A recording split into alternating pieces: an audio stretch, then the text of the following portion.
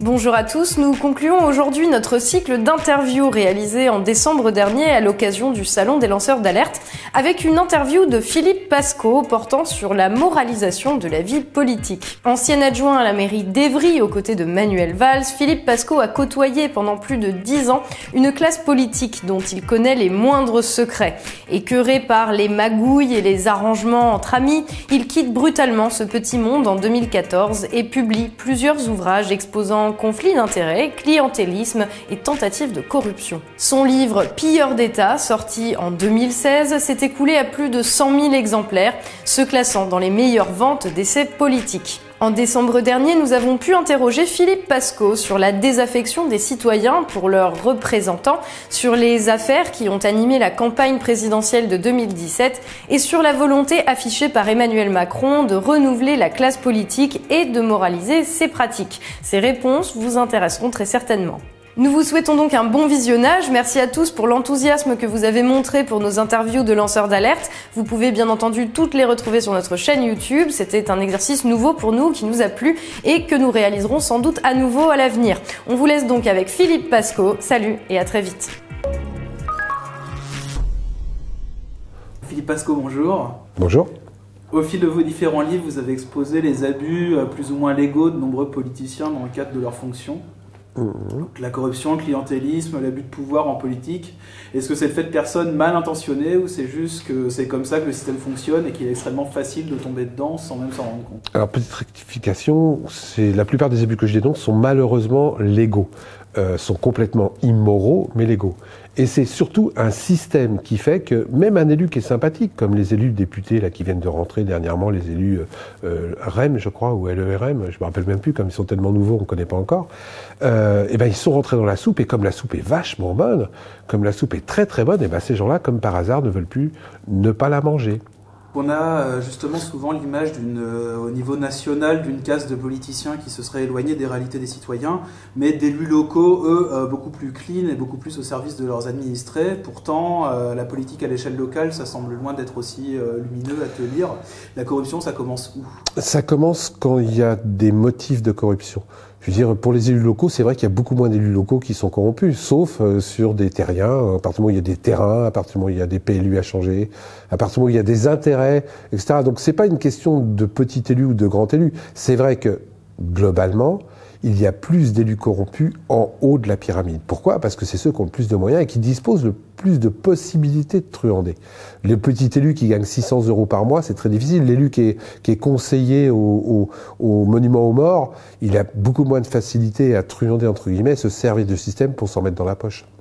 Mais tous les élus sont pas pourris, je le précise bien, tous les élus sont pas pourris. Mais plus on remonte en haut de la pyramide, malheureusement, plus on en rencontre. Alors vous-même, vous avez été conseiller régional, maire adjoint de Manuel Valls. Oui, Manu, si tu m'écoutes, il supporte pas quand je dis ça. Qu'est-ce qui fait qu'à un moment donné, vous décidez de rompre avec tout ça? J'ai toujours eu la prétention de ne pas avoir le doigt sous la couture. J'ai monté ma première association loi 1901, j'avais 11 ans. Et c'est pas parce que vous faites de la politique que vous devez... Moi, il y a plein de choses que j'ai pas votées quand j'étais chez Manuel Valls. Donc je ne suis pas quelqu'un qui a le doigt sous la couture et je ne suis pas ce qu'on appelle un mouton. Donc même quand je faisais de la politique, je râlais, je dénonçais ce qui n'était pas bien, y compris dans mon propre camp. Et comme en plus, je me suis rendu compte qu'en fouillant un peu plus, c'était dans tous les camps que quelque part il y avait de la magouille, j'ai décidé de l'écrire pour que les gens le sachent. Parce qu'il faut le savoir, il n'existait pas en France, avant que je commence à l'écrire, de références écrites sur les malversations des élus. Aujourd'hui, vous pouvez savoir il y a combien de bouchers de plus de 18 ans, qui ont 3 dents en or, qui ont fait de la prison pour détournement de viande. Mais vous ne pouvez pas savoir combien il y a d'élus qui sont en prison parce qu'il n'y avait aucune référence là-dessus. Donc je me suis attelé, j'ai tiré sur la ficelle et j'ai découvert une grosse corde. Donc en 2017, on a eu donc des élections présidentielles avec une campagne extrêmement centrée sur la question des affaires. Ah bon? Il paraît. Il paraît. Moi, j'ai eu surtout une campagne en 2017 centrée sur un produit marketing. Alors, on va y venir sans doute après.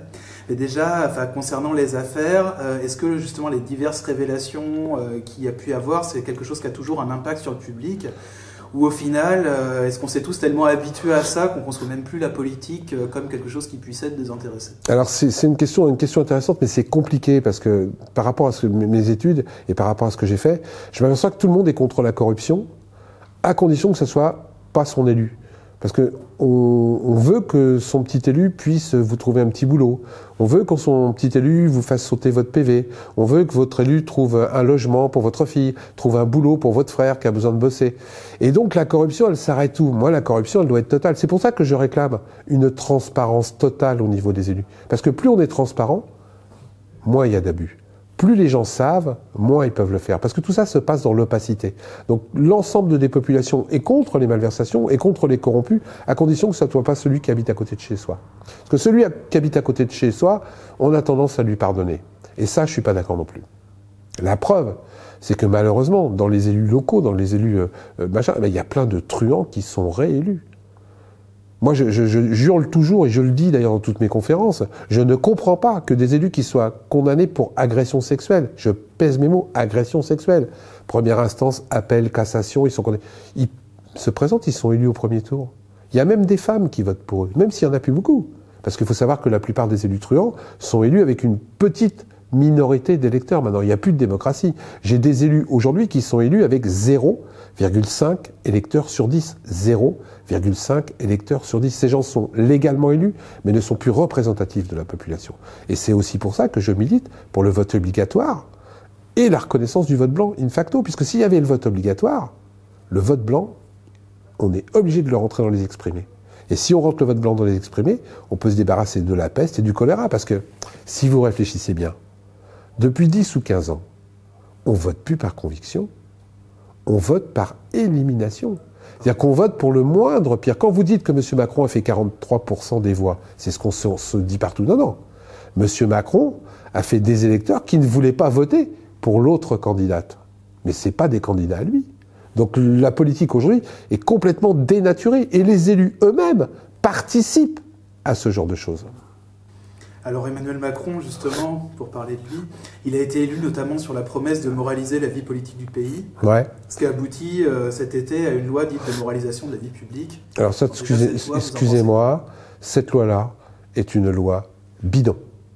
Cette loi-là n'a quasiment rien changé. Je peux vous donner quelques exemples. Le casier judiciaire vierge.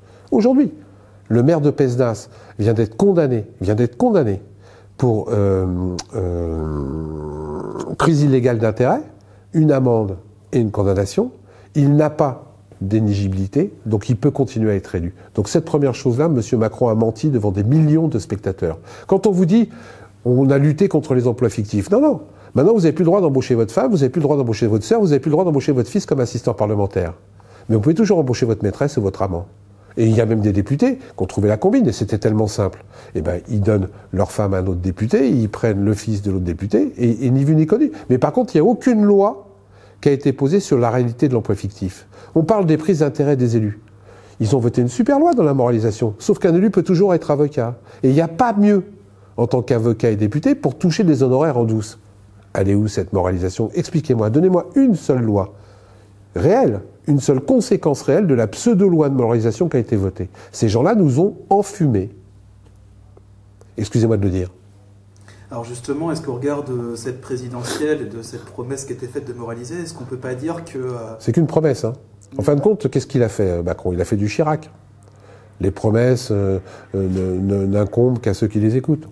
Voilà. On a écouté, on l'a cru, il nous a menti.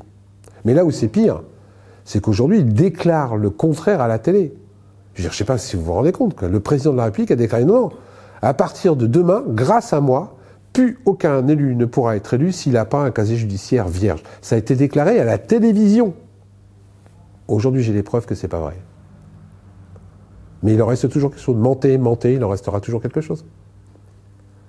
Alors justement, avec cette élection, la probité qui est censée être au cœur normalement de l'engagement politique, est-ce que c'est pas devenu juste un argument marketing comme un autre, comme si aucun candidat propose quelque chose de réellement nouveau, c'était uniquement sur ce genre de choses qu'aujourd'hui on se faisait... Oui, il a surfé là-dessus, c'est pour ça que je dis que c'est un produit marketing. Mais vous vous rendez compte, qu'est-ce qu'on appelle la probité aujourd'hui en politique? On appelle la probité un mec qui, 3 jours avant, votait contre le budget, traité, je crois, dans les journaux de Macron de connard, et 6 jours après, parce qu'on lui a donné un sucre à un Marocain, se retrouve à l'Assemblée pour défendre le budget contre lequel il a voté. Vous appelez ça de la probité?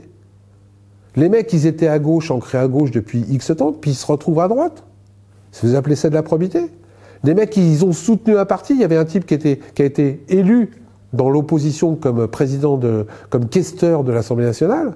D'un seul coup, il passe dans la majorité et il refuse de rendre son poste. Vous appelez ça de la probité? Il n'y a plus aucune probité de la part de ces élus. Il y a juste des gens qui pensent à leur gueule, à leur carrière personnelle et la meilleure façon qu'ils ont d'être élus en ne respectant pas leurs propres paroles. Le peuple ne compte plus. Vous vous rendez compte qu'aujourd'hui, dans les ministres, il y a des super lobbying. Des super lobbying, des mecs qui étaient dans des entreprises, qui sont là que pour faire du profit. Mais ils ont compris la combine. Ils n'ont plus besoin de corrompre un élu maintenant. Ils font comme en Amérique. En Amérique, ils ont résolu le problème. Il n'y a plus d'élus corrompus en Amérique. C'est les chefs d'entreprise qui sont directement au gouvernement. C'est un bonheur. Vous vous rendez compte qu'aujourd'hui, personne ne s'en rend. Coca-Cola, vous connaissez Coca-Cola? Eh bien, Coca-Cola vient d'avoir la direction, et je vous jure que ce que je vous dirai, je ne parle toujours que de factuel, la direction officielle de l'organisme d'État qui s'occupe de lutter contre l'obésité dans le sport. Coca-Cola dirige l'organisme d'État qui s'occupe de lutter contre l'obésité dans le sport en France. C'est génial! Il est évident que Coca-Cola va nous apprendre à boire moins de Coca.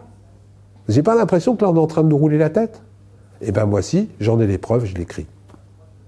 L'élection présidentielle, la législative qui a suivi, ça a quand même apporté un changement dans la vie politique.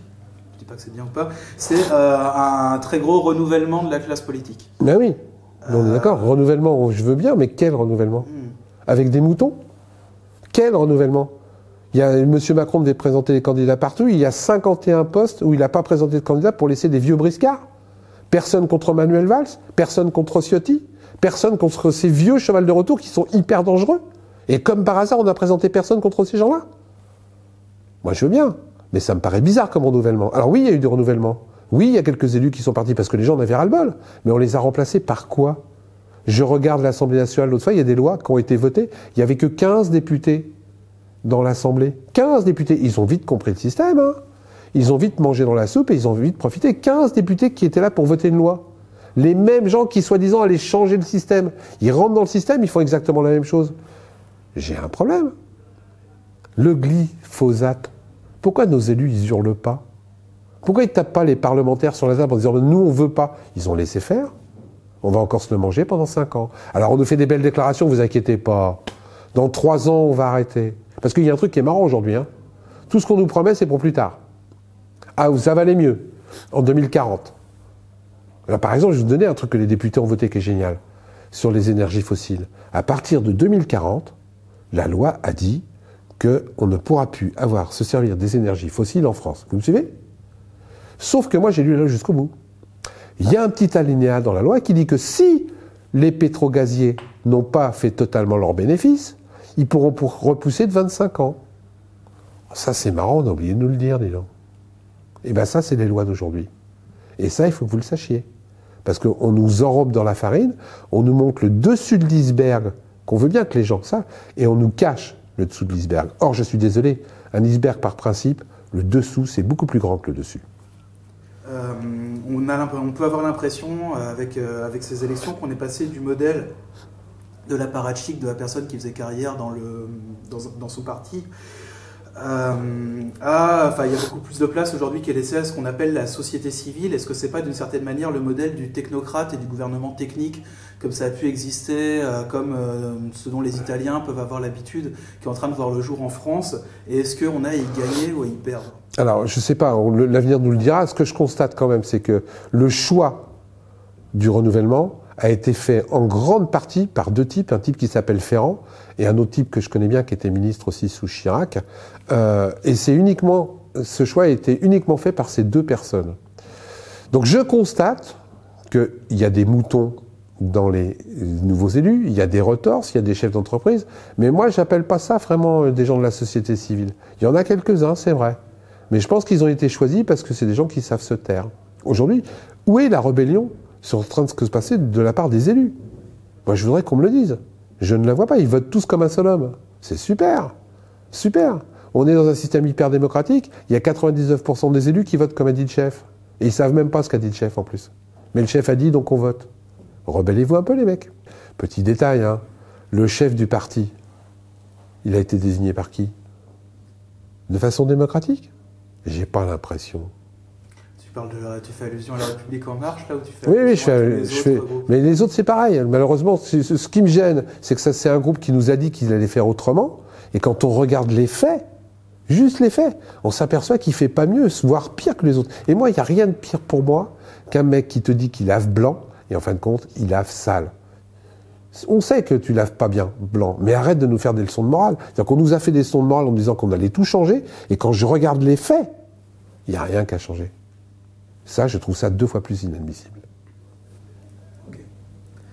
Alors, quelque chose que tu as souligné tout à l'heure, effectivement, lors de ces dernières élections, on a l'impression qu'il y a beaucoup de Français qui aient voté ou non d'ailleurs, qui ont fait un choix davantage par défaut que par conviction. C'est ce que je vous disais précédemment, c'est clair qu'aujourd'hui, on vote pour éliminer, on ne vote pas par conviction. La conviction en politique n'existe plus. N'existe plus. La preuve, en plus, on nous manipule derrière. Rappelez-vous le nombre de fois où on nous a dit qu'il fallait voter utile. Utile, ça rentre dans la tête des gens. Voter utile, ça sert à rien de voter autrement que les partis dominants. C'est ce qu'on vous explique. Et malheureusement, ça marche. Alors malgré ça, il y a quand même eu une reconfiguration de la scène politique, dans le sens où avant, on avait une alternance gauche-droite qui se faisait. Ah ben maintenant, on a une alternance fourre-tout. Donc j'ai du fourre-tout de droite, j'ai du fourre-tout de gauche, et on met ça dans le même panier à salade. Le problème, c'est que la salade, elle n'est pas bonne. J'ai des mecs de droite, j'ai des mecs de gauche, j'ai tous les mêmes dans le même moment, et les mecs savent même plus où ils habitent. Reprenez encore les mecs, je veux dire, le mec qui vient d'être nommé secrétaire d'État, c'était un fervent opposant politique, qui avait des convictions, paraît-il, 2 jours avant. On lui propose un poste de secrétaire d'État, ah ben mes convictions, j'en ai plus. T'appelles ça du renouvellement, toi? T'appelles ça du changement, toi? Pas moi. Mais on veut te le faire croire. Mais on te le bassine dans les machins. Et on peut dire, c'est pas grave. Mais c'est pas grave que les gens aient plus de conviction. L'important, c'est le résultat. Je ne sais pas si vous vous rendez compte, le résultat de ce qui se passe aujourd'hui. Aujourd'hui, tout ce qui est à payer par les petits, c'est maintenant. Et tous les avantages, c'est pour après. Moi, je veux qu'on m'explique. Encore une fois, je parle que sur des faits. Uniquement sur les faits. Tout ce qui peut améliorer la vie des gens, c'est repoussé à 2020, à 2040, à 2025, dans 3 ans, dans 2 ans. Par contre, tout ce qui est à payer, c'est tout de suite. Moi, j'ai du mal. Et tout de suite, comme d'habitude, pour les petits. Parce qu'encore une fois, la loi sur le reporting, la possibilité de taxer les gens, la possibilité de taxer RNB, de taxer tous ces gens, comme par hasard, ça passe pas. Vous vous rendez compte qu'il y a 60 à 80 milliards d'euros par an de fraude fiscale. Et que M. Macron, malgré ses promesses, n'a toujours pas supprimé le verrou de Bercy. Verrou de Bercy qui permet aux gros fraudeurs de négocier, de payer une amende et de ne plus être poursuivis.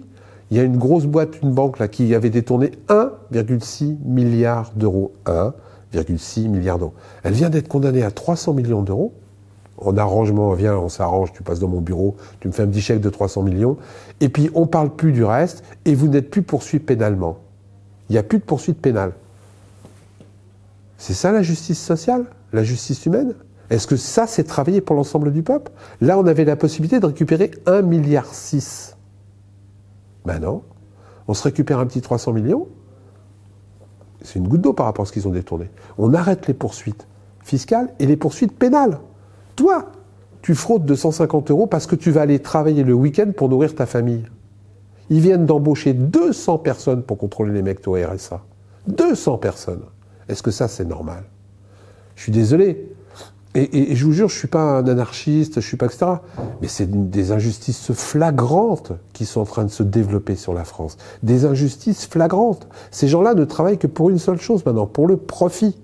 Pour le profit. Et si vous regardez bien la définition du profit, c'est réservé qu'à quelques-uns. Moi, je préférerais des gens qui travaillent pour le partage, parce que le partage, c'est pour tous. Quand on nous dit qu'il n'y a pas d'argent, c'est des menteurs. Il y a de l'argent. Mais on la prend seulement dans la poche des petits. Pour conclure sur la scène politique, donc on a aujourd'hui une situation qui s'est reconfigurée, mais qui semble un peu figée, avec un Macron qui a réussi à incarner la centralité qui était occupée avant par l'alternance gauche-droite, et 2 oppositions présentées comme radicales, celle du Front National et celle de la France Insoumise, qui jusqu'à maintenant se neutralisent mutuellement. alors que de fait, l'adhésion, comme tu l'as dit, au projet de la République En Marche semble minoritaire dans ce pays. Alors, du coup, la question, c'est est-ce que cette situation elle peut durer éternellement et est-ce que tu as une idée de comment on fait pour s'en sortir? Ah non, mais je pense que la situation ne pourra pas durer éternellement. Par contre, je pense que de plus en plus, ils vont être obligés de durcir un certain nombre de choses, de durcir des lois, de manipuler l'opinion. Parce que de plus en plus, l'opinion est manipulée. Et je vous rappelle quand même, personne ne s'en rend compte. Mais aujourd'hui, la liberté d'expression est en train d'être étouffée en France. Citez-moi un ou deux canards qui est libre. Est-ce que vous vous rendez compte qu'il y a des types comme Bolloré qui font un procès à deux associations et à deux individus parce qu'ils avaient partagé une information sur Facebook et qui leur demandent 52 millions d'euros de dommages et intérêts. Le message, il n'est pas pour les journalistes qui vont être emmerdés pendant 7 ans. Le message, il est pour les autres journalistes. Faites attention, si vous écrivez quelque chose sur moi, je peux vous faire un procès à 52 millions de dommages et intérêts. Madame Lucet, qui est une des émissions encore phares, qui défend de l'investigation réelle, elle en est à sa 3e mise en examen. Ils viennent de s'arranger pour détruire son outil de travail en supprimant les emplois précaires. Si quelque part l'information et la liberté d'expression n'est pas en train d'être étouffée tout doucement en France, expliquez-moi. Là encore une fois, je n'invente rien, c'est juste des faits. Des faits. Et ça, personne ne s'en rend compte. On a tous l'impression d'être libre. Mais vous regardez dans votre poste, aujourd'hui, il n'y a plus d'information. Il n'y a que de la soupe qu'on vous sert. Est-ce que vous voyez Le Figaro dire du mal de monsieur Dassault ou Paris Match? Est-ce que vous voyez TF1 dire du mal de monsieur Bouygues? Est-ce que vous voyez Canal+ dire du mal de monsieur Bolloré? On a maintenant une information qui commence à se McDonaldiser. Vous regardez les chaînes, c'est les 2 minutes pareilles sur toutes les chaînes d'information. Il n'y a plus véritablement d'investigation. Il n'y a plus de réalité. Alors on sort de temps en temps scandale. De temps en temps, on agite, pour déculpabiliser l'opinion, on agite un fusible, comme M. Cahuzac. M. Cahuzac qui continue à faire du golf. M. Cahuzac a failli se représenter. On agite un M. Cahuzac, on dit qu'on va changer les choses, mais réellement, on ne change pas les choses. Pourquoi? Parce que ces gens-là ne peuvent pas faire autrement. Parce qu'aujourd'hui, pour nous faire avaler des produits de merde, pour nous faire continuer à ce qu'on soit captif dans nos énergies, ces gens-là ont besoin de lois. Ils ont besoin des élus pour nous verrouiller, pour nous empêcher. Vous vous rendez compte que les banques, petit à petit, sont en train de nous verrouiller? Ils sont en train de travailler pour qu'on n'ait plus d'argent liquide. Ils travaillent, mais ça va être un bonheur. Le jour où il n'y a plus d'argent liquide, malgré le fait qu'on va vous dire que c'est bien pour la petite vieille, qui elle se fera pas voler son argent, que c'est... Mais aujourd'hui, quand tu voudras donner du liquide après à ton petit-fils, c'est fini. La banque saura exactement ce que tu fais. La banque saura exactement combien tu as. La banque saura exactement ce que tu vas acheter. Donc d'un côté, ça va soi-disant être plus pratique, mais la liberté, tu n'en auras plus du tout. Le petit billet que tu voudras donner à ton petit-fils, qui viendra te voir chez toi, tu ne pourras plus lui donner. Parce que tu vas lui donner avec ta carte. Et donc, le fisc va le savoir. Et donc, la banque va le savoir. Ça, c'est le progrès de l'argent liquide qui va disparaître. Mais les gens ne s'en rendent pas compte parce qu'on les manipule. C'est bien pour la petite vieille. Si jamais elle se fait voler, elle n'aura plus sa carte. Si tu perds ton argent, je te le remplacerai sur ta carte. Tout de suite. Mais d'un autre côté, plus rien dans les mains. Tout appartient à la banque. Et quand tout va être sur une carte, parce que ça va y arriver, le jour où tu ne payes pas ton amende, qu'est-ce qu'ils vont faire? Bouton. Plus de carte, plus de vie. Puisque tout sera sur ta carte. Vive le progrès au profit de quelques-uns. Parce que là, c'est du progrès qui va être uniquement au profit de quelques-uns. L'ensemble des populations vont juste subir. Et les politiques sont en train de travailler, la main dans la main, avec l'économique pour arriver à ce qu'on ne soit juste que des sources de dépenses. Grâce à eux, grâce aux cartes, grâce au progrès, on saura exactement ce que tu as besoin avant que tu le saches toi-même. Je précise bien, avant que tu le saches toi-même. Comme ils auront analysé ton profil, tes besoins, là où tu cliques, etc., etc., c'est un bonheur. Tu vas acheter ce que eux vont te dire d'acheter. Et quand eux te diront d'acheter, parce que si je rajoute à ça l'obsolescence programmée, c'est même eux qui vont décider quand un produit sera plus bon. Et comme le produit suivant, tu ne pourras pas te servir comme ça commence à se faire du produit d'avant, eh ben, tu es obligé de tout jeter à la poubelle. Je dis c'est la société qu'on nous prépare, et c'est la société auquel participent les élus d'aujourd'hui. Alors justement, pour conclure par rapport à ça, qu'est-ce qu'on fait? On se bat, on informe. Je suis pas Dieu, je suis pas un gourou, je le dis toujours, je suis ni une assistante sociale, ni un gourou, etc. Battez-vous, relevez-vous. On peut encore aujourd'hui, on est dans des pays, encore, où on peut encore avoir des contre-pouvoirs. Moi, j'ai voyagé dans le monde entier, il y a des pays où il n'y a plus de contre-pouvoirs. Moins on se sert des contre-pouvoirs, plus la dictature s'installe. Moins vous fouillez, moins vous lisez, moins vous creusez, plus ils mettent de la terre pour que vous ne voyez rien. Donc prenez vos pelles, creusez. On peut tout savoir aujourd'hui. Moi, mais les informations que j'ai, tout le monde dit comment tu fais. 85% à 90% de mes informations sont en milieu ouvert. Mais les gens lisent plus. Les gens regardent plus. Les gens regardent, allez, je vais vous dire une bêtise, mais c'est pas The Voice, les soupes à la télé, Plus belle la vie. Et puis on éteint le poste, on va se coucher. Mais la réelle information, la vraie liberté, on sait aujourd'hui en plus, ce qui est complètement fou, ce qui se passe soi-disant à 50 000 km d'ici, on ne sait pas que son voisin est en train de mourir de faim. Son voisin de palier. Là aussi, c'est nous qui devons reprendre en main. Comment peut-on voter pour un élu pourri? Comment peut-on voter pour un élu pourri? On le sait, Balkany est réélu, Guérini est réélu. Comment ces gens-là sont réélus? C'est bien nous qui votons pour eux. On peut encore le faire. Moins on se sert de notre démocratie, moins on se sert de nos contre-pouvoirs, plus la dictature s'installe. Battez-vous. Ça vous va? Ouais, parfait. Okay. Bon, allez, à vous de jouer. Bah, tu regardes, c'est un plaisir.